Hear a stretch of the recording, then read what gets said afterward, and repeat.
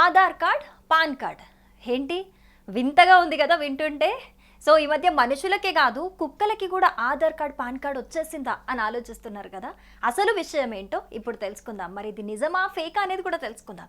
So డీటెయిల్స్లోకి వెళ్తే మధ్యప్రదేశ్లో ఏదైతే ఓటర్ ఐడీస్ ఉన్నాయో, ఫేక్ ఓటర్ ఐడీస్ తెరపైకి వచ్చిన అంశం నేపథ్యంలో ఒక పోస్ట్ అయితే బాగా వైరల్గా మారింది. అదేంటంటే ఒక ఆధార్ కార్డు, కుక్కకి ఉన్న ఆధార్ కార్డ్ అనేది సోషల్ మీడియాలో వైరల్గా మారింది. దాని మీద డీటెయిల్స్ కూడా ఉన్నాయి. అంటే ఒక ఆధార్ నంబరు, ఆ కుక్క నేము టామీ జైస్వాల్ అని, తండ్రి పేరు కైలాస్ జైస్వాల్ అని, 2010 డిసెంబర్ 25న పుట్టిందని, డేట్ ఆఫ్ బర్త్, అడ్రస్, పూర్తి డీటెయిల్స్తోని ఒక ఆధార్ కార్డ్ అయితే మధ్యప్రదేశ్లోని సోషల్ మీడియాలో అయితే తీవ్ర చర్చనీయాంశమైంది. సో ఇది ఆ నోటా ఈ నోటా బాకి గ్వాలియర్ సిటీ అనమాట. సో గ్వాలియర్ సిటీలోని కలెక్టర్ దృష్టికి ఇది చేరిపోయింది.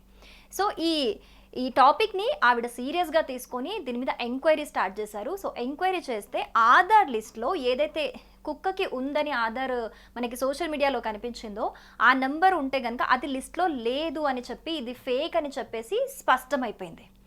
సో అందరూ కూడా నిజంగా కుక్కకి ఆధార్ కార్డ్ ఉందా అని చెప్పేసి అప్పటికే చాలామంది చాలా రకాలుగా కమెంట్స్ చేస్తున్నారు. మరి ఈ పని ఎవరు చేశారు, నిజంగా ఇంత టాలెంటెడ్గా ఉన్నారు బాబు అని చెప్పేసి అందరూ కూడా డిఫరెంట్గా కమెంట్ చేస్తున్నారు.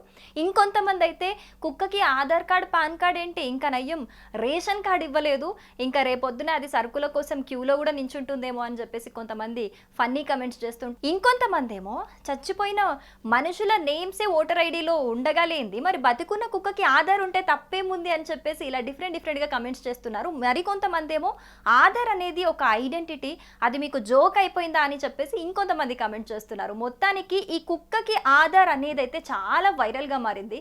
మరి ఈ కుక్కకి ఆధార్ అంశం మీకు ఎలా అనిపిస్తుంది, మీ ఒపీనియన్ ఏంటి, కమెంట్ చేయండి.